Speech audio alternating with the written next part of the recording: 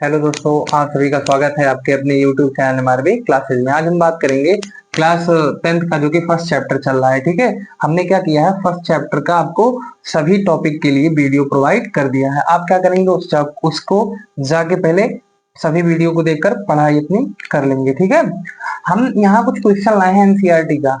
आप सभी लोग जानते हैं कि जो बोर्ड का एग्जाम होता है उसमें एनसीईआरटी से ही चीजें पूछी जाती हैं। ठीक है, अब सारी चीजें एनसीईआरटी पर ही हो गई हैं, एनसीईआरटी बेस्ड हो गया है। ठीक है, तो बोर्ड एग्जाम में भी एनसीईआरटी से प्रश्न आते हैं। तो यहाँ हमने कुछ एनसीईआरटी के प्रश्न लिए हैं। इसके बाद जो प्रश्न बचे हैं उनको हम लिखकर आपको समझाएंगे और सॉल्व करेंगे। आप क्या करेंगे, एक एक प्रश्न को यहाँ मेरे द्वारा काफी इजी लैंग्वेज में समझ पाएंगे। ठीक है, जिससे चीजों को याद करने में आसानी हो सके। देखिए, सबसे पहला प्रश्न है, ऑब्जेक्टिव है, दिया गया है नीचे दी गई अभिक्रिया के संबंध में कौन सा कथन असत्य है। नीचे दी गई ये अभिक्रिया दी गई है, इसके बारे में कुछ बातें लिखी गई हैं, ये 4 पॉइंट लिखे गए हैं इस अभिक्रिया के बारे में। अब इसमें बता रहा है कौन कौन सा गलत है, कौन कौन सा सही है, यही इनको बताना है। ये एक अभिक्रिया दी गई है, इसके बारे में 4 बातें लिखी गई हैं। ठीक है, अब ये बताना है इन चारों में से कौन सा असत्य है, कौन सा गलत है। ठीक है, तो पहले हम इसको देखो, इसको और यहाँ ये क्या हो रहा है, पीवीओ मतलब लेड ऑक्साइड, पीबीओ का मतलब लेड ऑक्साइड, पीबी मतलब लेड, ओ मतलब oxide, lead oxide. Lead oxide किस में जा रहा है, लेड में। लेड ऑक्साइड क्या जा रहा है, लेड में। यहां से यहां जाने पर ऑक्सीजन क्या कर रहा है, हो रहा है, एक ऑक्सीजन की कमी हो रही है। इसका मतलब लेड ऑक्साइड का क्या हो रहा है, अपचयन हो रहा है। लेड ऑक्साइड का क्या हो रहा है, अपचयन, मतलब लेड ऑक्साइड अपचयित हो रहा है। तो कहीं अगर ऑप्शन है तो देख लेते हैं। लेड ऑक्साइड अपचयित हो रहा है, कहाँ है, यहाँ है। देखिए, लेड ऑक्साइड अपचयित हो रहा है, मतलब ये वाला विकल्प सही है। ठीक है, क्योंकि लेड ऑक्साइड अपचयित हो रहा है वास्तव में। कैसे, यहाँ लेड के साथ ऑक्सीजन है, यहाँ लेड के साथ ऑक्सीजन नहीं है, मतलब यहाँ से यहाँ जाने पर ऑक्सीजन की कमी हो गई। और किस अपक्रिया में ऑक्सीजन की कमी होती है, अपचयन अपक्रिया में, मतलब लेड ऑक्साइड क्या हो रहा है, अपचयित हो रहा है। ठीक है, अगली बात, यहाँ कार्बन है, यहाँ कार्बन डाइऑक्साइड है, यहाँ कार्बन के पास कुछ नहीं है, कार्बन अकेला है, ऑक्सीजन नहीं है, लेकिन यहाँ से आने पर कार्बन डाइऑक्साइड के पास ऑक्सीजन आ गया। मतलब यहाँ क्या हो रहा है, कार्बन डाइऑक्साइड का ऑक्सीकरण हो रहा है, कार्बन डाइऑक्साइड का ऑक्सीकरण हो रहा है। ठीक है, कार्बन डाइऑक्साइड का क्या हो रहा है, ऑक्सीकरण। कैसे, यहाँ से यहाँ जाने पर कार्बन, यहाँ कार्बन के पास ऑक्सीजन नहीं है, लेकिन यहाँ कार्बन के पास ऑक्सीजन है, तो यहाँ क्या हो रहा है, कार्बन डाइऑक्साइड का ऑक्सीकरण हो रहा है। अब देख लेते हैं, है तो ठीक है। Carbon dioxide, carbon dioxide, carbon dioxide उपचयित हो रहा है। देखिए, ऑक्सीकरण और उपचयन एक ही बात है। मैंने कहा कार्बन डाइऑक्साइड का ऑक्सीकरण हो रहा है, और ऑक्सीकरण और अपचयन, उपचयन सॉरी, ऑक्सीकरण और उपचयन एक ही बात होता है। तो यहाँ सीधे सीधे लिखा है कार्बन डाइऑक्साइड उपचयित हो रहा है, इसका मतलब कार्बन डाइऑक्साइड का ऑक्सीकरण हो रहा है। तो ये दोनों विकल्प सही है, ये दोनों विकल्प सत्य है। बच क्या रहा है, ये दोनों विकल्प, ये दोनों विकल्प देख लेते हैं, सत्य है कि असत्य है। कह रहा है शीशा अपचयित हो रहा है, शीशा नहीं अपचयित हो रहा है भैया, ये शीशा थोड़ी ना है, लेड ऑक्साइड है, लेड ऑक्साइड अपचयित हो रहा है, शीशा नहीं अकेला, शीशा थोड़ी ना अपचयित हो रहा है। यहाँ से ये जाता तब शीशा अपचयित होता, ये तो उल्टा बता दिया है। आज समझ में आ रहा है, तो आप क्या करेंगे, इसमें ये ऊपर वाला असत्य है, पहला वाला क्या है, असत्य, ये असत्य हो गया। अगला कौन सा बचा था, ये कार्बन उपचयित हो रहा है, कार्बन नहीं उपचयित हो रहा भैया। देखिए, कार्बन कहाँ उपचयित हो रहा है, उपचयित तो ये हो रहा है हमारा कार्बन डाइऑक्साइड, ये थोड़ी ना उपचयित हो रहा है। मतलब ये दोनों ही विकल्प, पहला और तीसरा, यही दोनों गलत है इस समीकरण के संदर्भ में। ठीक है, तो यही दोनों क्या हो जाएंगे, ऑप्शन हो जाएंगे, ऑप्शन ए, ऑप्शन 1 और 3, यही दोनों विकल्प सही हो जाएगा। ठीक है, हमारा यही दोनों हमारा गलत है। इस रिएक्शन के आधार पर हमें गलत चुनना भी था, तो ये दोनों गलत है, यही चुन लेंगे हम। ठीक है, अब देखिए, अगला कह रहा है Fe2O3, Fe2O3 प्लस में 2Al गिफ्ट करके Al2O3 प्लस 2Fe दिया गया। ऊपर दी गई अभिक्रिया किस प्रकार की है, ये देखना है। देख के इस रिएक्शन को देख के बताओ किस प्रकार की अभिक्रिया है। सबसे पहला विकल्प है संयोजन अभिक्रिया, दूसरा है द्विविस्थापन अभिक्रिया, तीसरा है वियोजन अभिक्रिया, और चौथा है विस्थापन अभिक्रिया। तो इसमें से एक विकल्प कोई सही है चारों में से, यही अभिक्रिया देख के बताना है। देखिए, संयोजन अभिक्रिया में क्या होता है, जब दो या दो से अधिक तत्व आपस में जुड़कर एकल उत्पाद का निर्माण करते हैं, तो एक उत्पाद तो है नहीं, मतलब संयोजन नहीं है। द्विविस्थापन अभिक्रिया में क्या होगा, एक साथ दो दो लोग क्या करेंगे, एक साथ दो दो लोग क्या हो जाएंगे, विस्थापित हो जाएंगे, अपना स्थान अदल बदल कर लेंगे। तो यहाँ क्या हो रहा है, यहाँ केवल एक ही यौगिक है, विस्थापन अभिक्रिया में दो यौगिक के जो अलग अलग तत्व होते हैं, अलग अलग तत्व के परमाणु के आयन जो होते हैं वो आपस में अदल बदल कर लेते हैं, ठीक है, अदला बदली कर लेते हैं। लेकिन यहाँ ऐसा कुछ नहीं हो रहा, मतलब विस्थापन भी नहीं है। वियोजन अभिक्रिया में टूट जाते हैं। एकल अभिकर्मक टूट कर दो या दो से अधिक उत्पाद बनाता है, तो इसमें एकल अभिकर्मक नहीं है, ठीक है, तो ये भी नहीं है। विस्थापन अभिक्रिया, विस्थापन अभिक्रिया में क्या होता है, अधिक क्रियाशील तत्व अपने से कम क्रियाशील तत्व को उसके यौगिक से विस्थापित कर देता है। तो यहाँ देखिए एल्युमिनियम है, यहाँ Fe है, आयरन है, तो एल्युमिनियम अधिक क्रियाशील तत्व है, इसलिए आयरन को उसके यौगिक से विस्थापित कर देगा, उसकी जगह स्वयं आ जाएगा। तो Fe की जगह Al आ गया है, तो Al2O3 हो गया है और Fe निकल गया है। मतलब ये कौन सी अभिक्रिया है, विस्थापन अभिक्रिया ही है। ये विकल्प डी, ऑप्शन डी सही हो जाएगा, ठीक है, समझ में आया होगा। अगला है तीसरा, लौह चूर्ण पर तनु हाइड्रोक्लोरिक अम्ल डालने से क्या होता है। कह रहा है लौह चूर्ण है हमारे पास, लौह चूर्ण पर क्या डालना है, लौह चूर्ण पर क्या डालना है, तनु हाइड्रोक्लोरिक अम्ल। यहाँ का क्या कहा है कि लौह चूर्ण पर तनु हाइड्रोक्लोरिक अम्ल डालने से क्या होता है, सही उत्तर पर निशान लगाइए। कह रहा है लौह चूर्ण, लौह चूर्ण मतलब Fe है, Fe प्लस तनु हाइड्रोक्लोरिक अम्ल मतलब HCl है, तो क्या हो जाता है FeCl2 प्लस में FeCl2 प्लस में H2 हो जाएगा, प्लस में क्या हो जाएगा H2 प्लस में H2, ठीक है, FeCl2 प्लस में H2 बैलेंस करने के लिए हमें यहाँ 2F लिख दिए हैं। ये रिएक्शन है, यही कह रहा है कि लौह चूर्ण पर तनु हाइड्रोक्लोरिक अम्ल HCl डाल रहे हैं, लौह चूर्ण पर HCl डाल रहे हैं। कह रहा है क्या होता है, क्या होता है, सही उत्तर पर निशान लगाना है। क्या बनता है, FeCl2 बनता है। क्या बनता है, FeCl2 बनता है, ठीक है, मतलब हाइड्रोजन निकल रहा है, हाइड्रोजन गैस बन रहा है, और क्या बन रहा है, FeCl2 का मतलब आयरन क्लोराइड बनता है। क्या बनता है, आयरन क्लोराइड। Fe क्या है, आयरन, Cl क्या है, क्लोराइड, आयरन क्लोराइड बनता है। तो पहला ऑप्शन इसमें क्या है, हाइड्रोजन गैस एवं आयरन क्लोराइड बनता है, सही बात है, हाइड्रोजन गैस एवं आयरन क्लोराइड बनता है, यही ऑप्शन सही हो जाएगा, ठीक है। दूसरा ऑप्शन देख लेते हैं, हालांकि पहला ही सही हो गया है, क्लोरीन गैस एवं आयरन हाइड्रोक्साइड बनता है। क्लोरीन गैस बन ही नहीं रहा है, तो ये गलत हो जाएगा। आयरन हाइड्रोक्साइड बन ही नहीं रहा है, कोई अभिक्रिया नहीं होती है, नहीं अभिक्रिया होगी, ये भी गलत हो गया, ऑप्शन सी भी गलत हो गया। ऑप्शन डी क्या है, आयरन लवण एवं जल बनता है। आयरन लवण, आयरन नहीं, आयरन क्लोराइड बनेगा, लवण नहीं बन रहा है, ठीक है, और जल भी नहीं बन रहा, तो ये भी ऑप्शन गलत हो जाएगा। मतलब A B C D तीनों गलत हो जाएंगे, ए हमारा सही हो जाएगा। अगला क्या है, अगला कह रहा है चौथा नंबर, संतुलित रासायनिक समीकरण। तीनों आपको समझ में आए होंगे, तीनों ऑब्जेक्टिव थे, ये थोड़ा लिखने वाला है। संतुलित रासायनिक समीकरण क्या है, रासायनिक समीकरण को संतुलित करना क्यों आवश्यक है, ठीक है, तो संतुलित रासायनिक समीकरण क्या होता है, संतुलित रासायनिक समीकरण आप सभी लोग जानते होंगे कि संतुलित रासायनिक समीकरण क्या होता है, ऐसा समीकरण जिसमें अभिकारक और उत्पाद के मध्य अणुओं की संख्या समान होती है। जैसे मान लो Fe है, अभी इसी को लेके समझा रहे हैं, 2HCl गिब्स करके मैंने कहा क्या बनेगा, FeCl2 प्लस में H2। इधर देखो अभिकारक का Fe, ये अभिकारक है और ये उत्पाद है, ये क्या होता है, अभिकारक, और ये क्या होता है, उत्पाद, ठीक है, तीर के बाएं साइड वाला अभिकारक, दाएं साइड वाला उत्पाद। इसमें कितना Fe है, एक, यहाँ भी कितना Fe है, एक, यहाँ कितने H है, दो, यहाँ भी कितने H है, दो, यहाँ Cl कितना है, दो, यहाँ भी Cl कितना है, दो, मतलब अभिकारक और उत्पाद के मध्य अणुओं की संख्या समान है। अभिकारक व उत्पाद के मध्य परमाणुओं की संख्या क्या है, समान है, इसी को कहते हैं संतुलित रासायनिक समीकरण, ठीक है।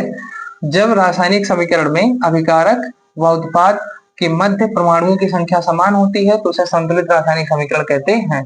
अब देखिए कह रहा है कि रासायनिक समीकरण को संतुलित करना क्यों आवश्यक है, रासायनिक समीकरण को, सही बात है भाई, अगर हम समीकरण कोई चीज कर रहे हैं तो क्यों कर रहे हैं, कारण तो कुछ होगा ना, कोई चीज कर रहे हैं, हम खाना खाते हैं तो क्यों खाते हैं, कोई तो कारण है खाना खाने के लिए, क्योंकि हमें एनर्जी चाहिए।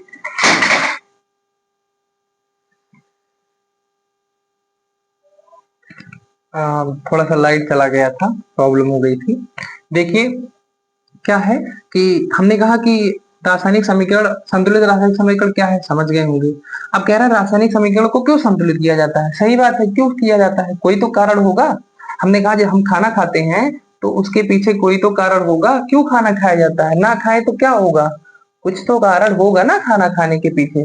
खाना खाना है मतलब हमको जिंदा रहना है तो खाना खाना है, क्योंकि उससे ऊर्जा मिलती है, ये सारी चीजें हैं इसके पीछे का कारण है। उसी प्रकार ये भी है कि रासायनिक समीकरण को क्यों संतुलित करना है, ठीक है, क्या कारण है संतुलित करने का, तो ये समझते हैं।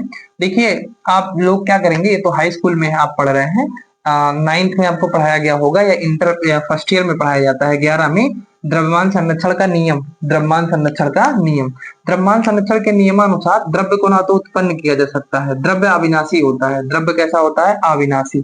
द्रव्य क्या होता है, अविनाशी, मतलब द्रव्य को ना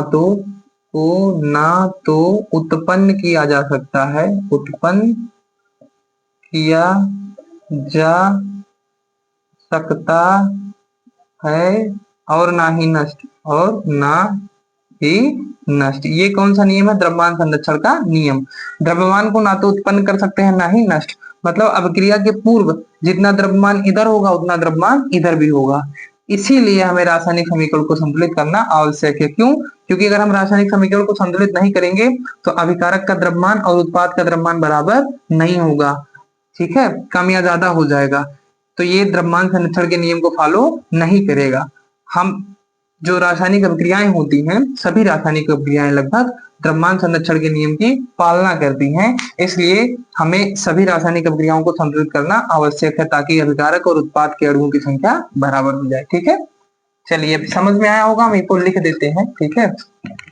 वह रासायनिक समीकरण जिसमें वह रासायनिक, इसका उत्तर लिख रहे हैं, इसका उत्तर है, ठीक है, वह रासायनिक समीकरण, वह रासायनिक समीकरण जिसमें जिसमें अभिकारक, जिसमें अभिकारक तथा उत्पाद, अभिकारक तथा उत्पाद के मध्य, अभिकारक तथा उत्पाद के मध्य परमाणुओं की संख्या समान होती है, परमाणुओं की संख्या समान होती है, समान होती है, संतुलित रासायनिक समीकरण कहलाता है। संतुलित रासायनिक रासायनिक समीकरण समीकरण कहलाता है, संतुलित रासायनिक समीकरण कहलाता है। अब देखिए आगे क्या है, संतुलित रासायनिक समीकरण को संतुलित करना क्यों आवश्यक है, क्योंकि द्रव्यमान संरक्षण के नियम का पालन करता है, ठीक है। ओके, सभी लगभग लगभग सभी रासायनिक समीकरण, लगभग सभी रासायनिक समीकरण द्रव्यमान द्रव्यमान संरक्षण द्रव्यमान संरक्षण के नियम का पालन, के नियम का पालन करती हैं। अतः अतः अतः अभिक्रिया को संतुलित करना आवश्यक है। अतः अभिक्रिया अभिक्रिया को संतुलित, अतः अभिक्रिया को संतुलित करना आवश्यक है, करना आवश्यक है, ठीक है। ये हमने कारण लिख दिया कि किसी भी रासायनिक समीकरण को क्यों संतुलित करना आवश्यक है। आप क्या करेंगे, इसको लिख लेंगे, ठीक है। आपको समझ में आ रहा होगा काफी बेहतर तरीके से। आगे हम बढ़ते हैं थोड़ा सा और आगे के प्रश्नों को सॉल्व करते हैं। देखिए आगे क्या क्या दिया है।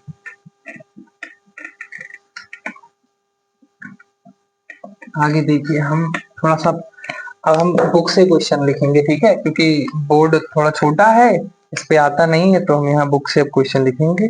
अगला है प्रश्न नंबर 5, प्रश्न 5, ठीक है। क्या कह रहा है, 5 नंबर, 5 नंबर क्या कह रहा है, कह रहा है कि निम्न कथनों को रासायनिक समीकरण के रूप में परिवर्तित कर। निम्न कथनों को,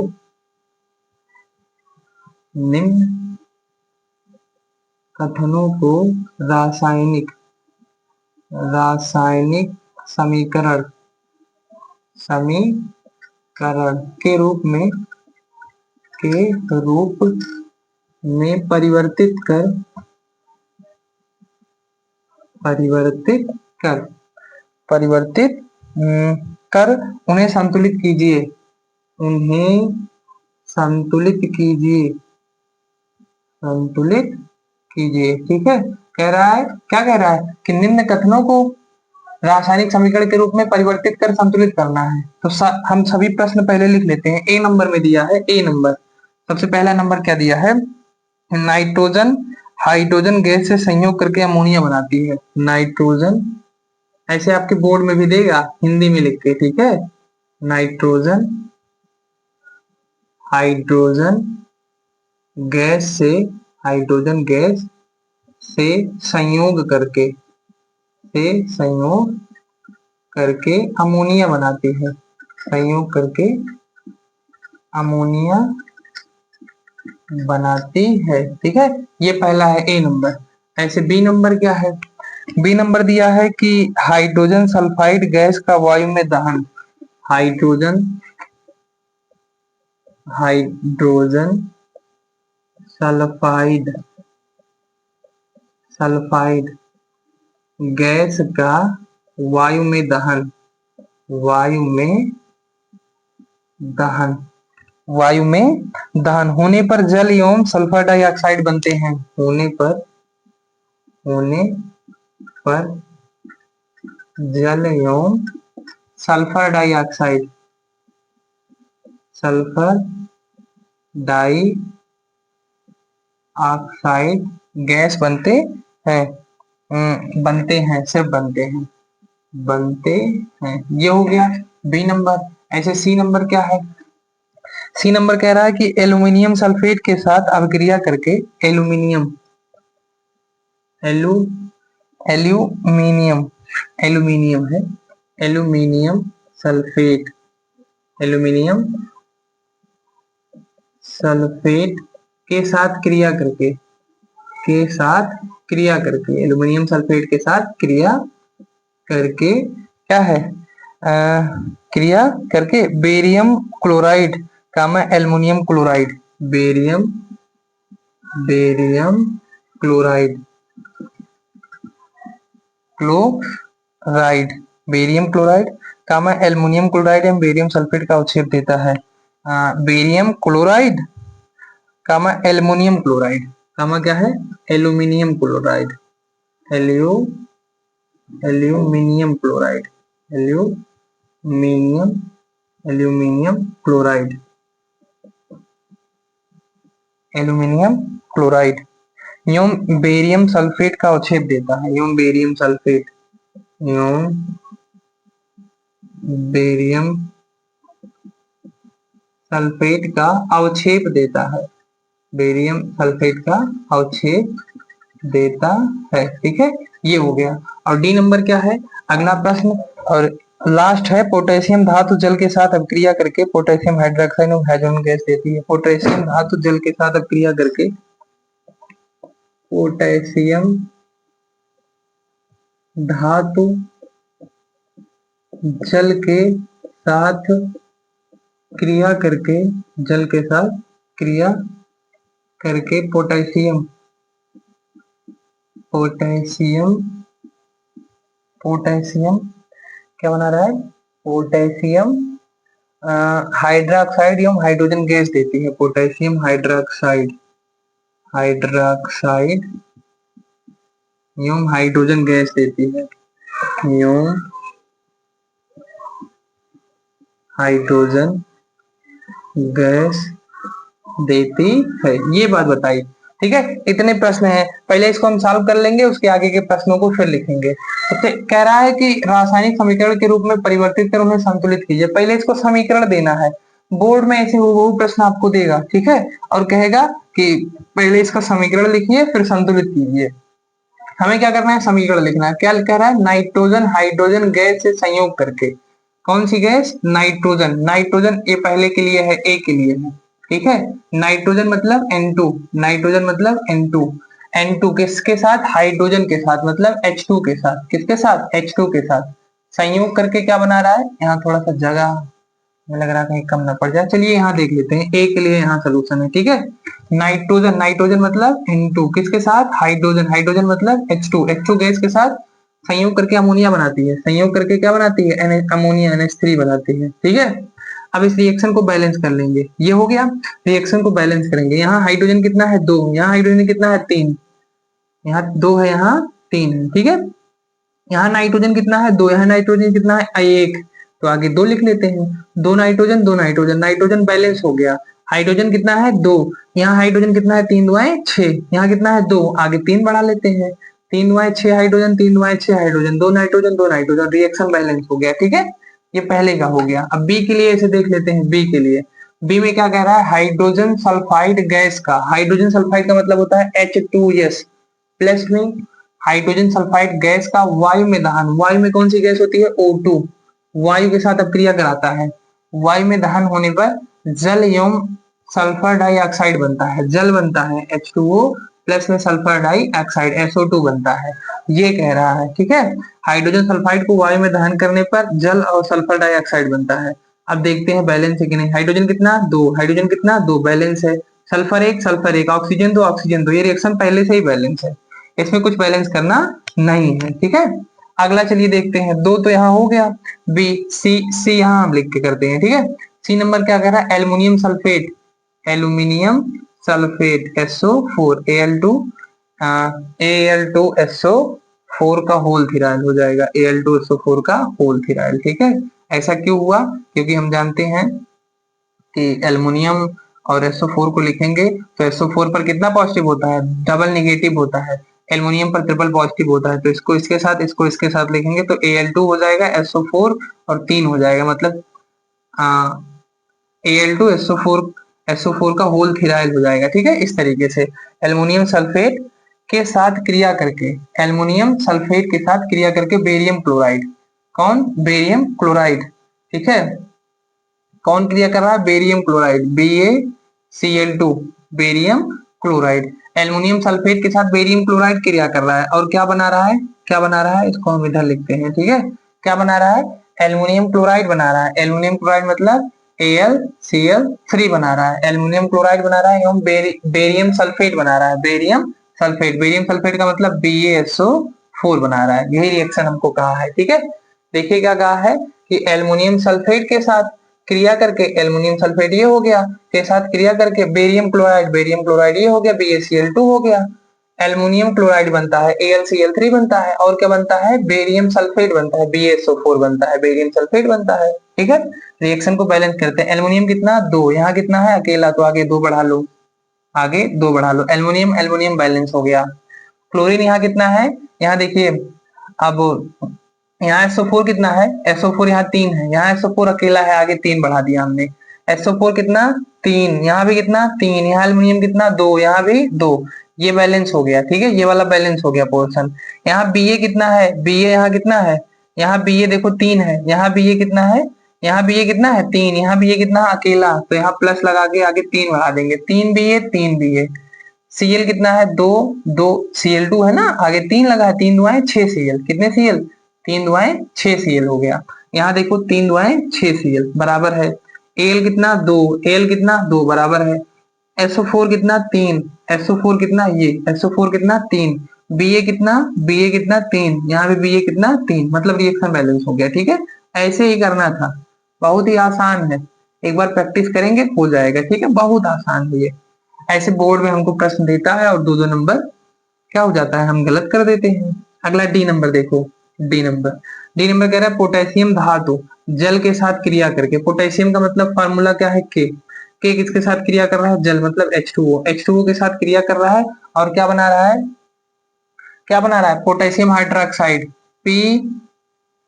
KOH बना रहा है, क्या बना रहा है, KOH, पोटेशियम हाइड्रोक्साइड बना रहा है, और हाइड्रोजन गैस निकाल रहा है, H2 गैस ऐसे निकल जा रहा है, ठीक है।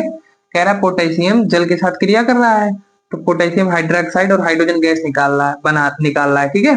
पोटेशियम अकेला H कितना 2, H कितना यहाँ 3 है, यहाँ 3H है, O कितना है अकेला। इसको बैलेंस करने के लिए हम यहाँ आगे 2 लगा दे रहे हैं, यहाँ आगे 2 लगा रहे हैं पहले, तो 2 2 कितना हाइड्रोजन 4, यहाँ हाइड्रोजन 2 है, यहाँ हाइड्रोजन कितना है अकेला, यहाँ आगे अगर हम आगे यहाँ 2 लगा दें तो यहाँ भी 2 हाइड्रोजन, यहाँ भी 2 हाइड्रोजन, कितने हाइड्रोजन 4, कितने हाइड्रोजन यहाँ है, यहाँ भी 4 हाइड्रोजन है, देखो 4 हाइड्रोजन है, यहाँ भी 2 और 2 4 हाइड्रोजन है। के कितना है 2, यहाँ के कितना है अकेला, आगे 2 बढ़ा दो, 2 के ओ कितना है यहाँ 2, ओ यहाँ भी कितना है 2, मतलब रिएक्शन अब बैलेंस हो गया। ठीक है, तो इस तरीके से हम क्या करेंगे, रिएक्शन को बैलेंस कर देंगे और हमारे 2 नंबर पक्के हो जाएंगे। ठीक है, अब चलिए आगे इसके आप समझ लिए होंगे। अब हम इसके आगे का एक प्रश्न करते हैं। ठीक है, आगे का जो भी प्रश्न है उसको हम करते हैं।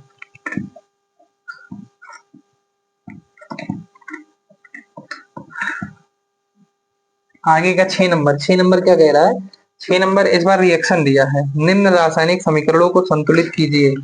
इस बार रिएक्शन दिया है। ठीक है, कह रहा है 6 नंबर, निम्न रासायनिक समीकरणों को संतुलित कीजिए। निम्न रासायनिक समीकरणों को संतुलित कीजिए। संतुलित कीजिए। ठीक है, कह रहा है निम्न रासायनिक समीकरणों को संतुलित कीजिए। इसमें नंबर ए पे दिया है, number A HNO3 plus CaOH का होल ट्वाइस, HNO3 प्लस में CaOH का होल ट्वाइस। ठीक है, CaOH का होल ट्वाइस क्या बना रहा है, बना रहा है CaNO3 का होल ट्वाइस प्लस में H2O। रिएक्शन नहीं पूरा करना है, सिर्फ बैलेंस करना है, जो करने के लिए कहा हम वही करेंगे। ठीक है, अगला है बी नंबर। बी नंबर क्या कह रहा है, बी नंबर कह रहा है कि NaOH प्लस H2SO4, NaOH, इसको थोड़ा सा गैप करके लिखते हैं, NaOH प्लस में H2SO4 गिफ्ट करके क्या हो जाएगा, Na2SO4 प्लस में H2O। ठीक है, अगला है सी नंबर। सी नंबर क्या कह रहा है कि NaCl AgNO3, NaCl प्लस में AgNO3 गिफ्ट करके क्या कह रहा है, AgCl plus NaNO3, AgCl plus में NaNO3। अगला है डी नंबर। तो डी नंबर देखो क्या कह रहा है, BaCl2 plus H2SO4, BaCl2 plus में H2SO4 गिफ्ट करके क्या बना रहा है, गिफ्ट करके बना रहा है BaSO4 plus HCl, BaSO4 plus में HCl। ठीक है, तो हमारे पास ये 4 रिएक्शन दिए गए हैं। कह रहा है निम्न रासायनिक समीकरणों को संतुलित कीजिए। इस बार हमें संतुलित करना है, समीकरण दिया है। ठीक है, पिछली बार क्या था, हमें समीकरण भी लिखना था, संतुलित भी करना था। इस बार सिर्फ समीकरण दिया, सिंपल है, इस बार कर लेंगे, आसान है। ठीक है, खेलते हुए, खाते हुए, पीते हुए, सोते हुए भी कर लोगे, नींद में कर लोगे भाई। अब जब सीख गए हो तो नींद में भी कर लोगे। कैसे, H कितना है अकेला। ठीक है, यहाँ कितनी है H, OH देखो ब्रैकेट के बाहर कितना लगा है 2, इसका मतलब ब्रैकेट के अंदर जितने भी लोग आएंगे उसके लिए 2 है, उसकी संख्या कितनी है 2। ठीक है, तो H कितना है यहाँ 1, यहाँ OH जो है O यहाँ कितना है 2, देखो OH अंदर है ना, इसके बाहर 2 है, इसका मतलब 2H 2O। ठीक है, तो 1H यहाँ, 2H यहाँ, कितने H 3H है यहाँ, यहाँ कितने H है 2H है, कितने H है 2H। 3 नहीं कर सकते हम तो इसको 4 ही कर दे, तो 2 आगे बढ़ा दिया। चलो इस रिएक्शन को हम पूरा कर लेते हैं फिर से। यहाँ इस रिएक्शन को बैलेंस करने के लिए हम लिख रहे हैं HNO3 प्लस में CaOH का होल ट्वाइस, बैलेंस रिएक्शन लिख रहा हूँ। ठीक है, और यहाँ से कोष्टक में NO3 का होल ट्वाइस प्लस में H2O। अब देखिए हमने कहा कितने H हैं, 1 2 1 3, यहाँ कितना है, यहाँ कितना है, यहाँ कितना है, यहाँ हमारे पास कितना है 2 ही है। हम क्या कर रहे हैं 4 कर रहे हैं। ठीक है, तो 2 आगे बढ़ा देंगे, तो जहाँ 4H हो गया, यहाँ 3H था तो यहाँ आगे बढ़ा देंगे अगर 2, तो यहाँ भी 4H, 2H ये और 2H ये, 4H यहाँ 4H, H बराबर हो गया, H का मसला खत्म। NO3 कितना है, NO3 के आगे 2 लगा है मतलब 2 NO3 है, कितने NO3 2, तो यहाँ NO3 भी कितना है 2, क्योंकि NO3 के बाहर 2 लगा है, बराबर हो गया। कैल्शियम कितना अकेला, कैल्शियम कितना अकेला, समझ में आइए, कैल्शियम कितना हो गया अकेला। ठीक है, समझ में तो आ ही रहा होगा ना।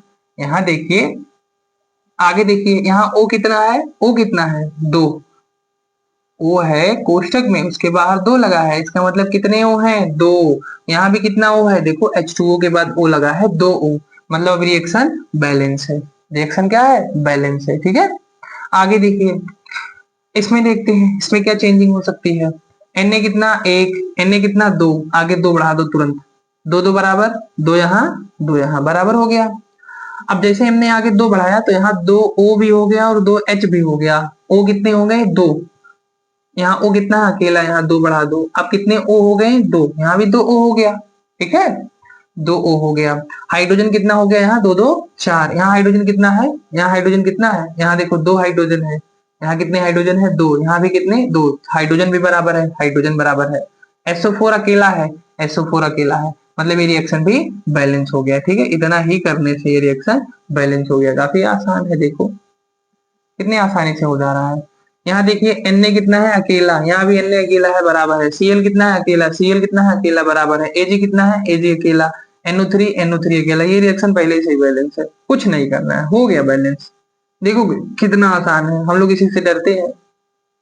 आगे देखो Ba बराबर Cl कितना 2, Cl कितना अकेला 2 लगा दो, 2 2 Cl बराबर 2 Cl और 2 H हो गए, 2 Cl बराबर Ba बराबर SO4 कितना अकेला, SO4 कितना अकेला, H कितना 2, H कितना 2 बराबर हो गया।